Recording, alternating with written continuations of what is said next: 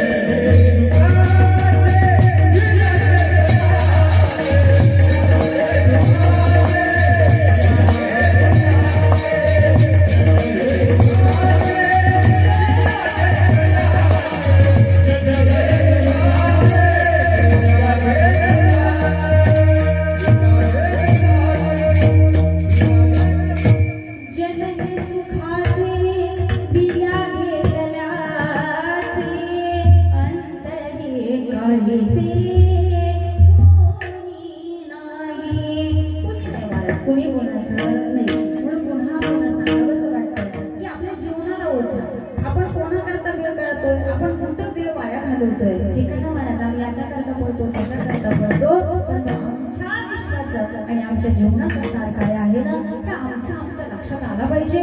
म्हणून तुकोबाराय सांगतात की ज्याला हे लक्षात येत नाही, बऱ्याच ते समजून देण्याकरता तसा अधिकारी पुरुष आपल्या जीवनात असणार गरजेचं आहे. पण हे कोणाला कळतं, हे कोणाला कळतं, ते फक्त एका साधू संतांना कळतं. आणि हे माझ्या तुकोबारायांना कळालं. म्हणून महाराज तुकोबारायांनी या सनातन मायबाप सनत कुमारांना सुद्धा विनंती करावी की माझा तर तुमच्या जवळ एकच मागणं आहे की आपण संत आहात, कृपावंत आहात,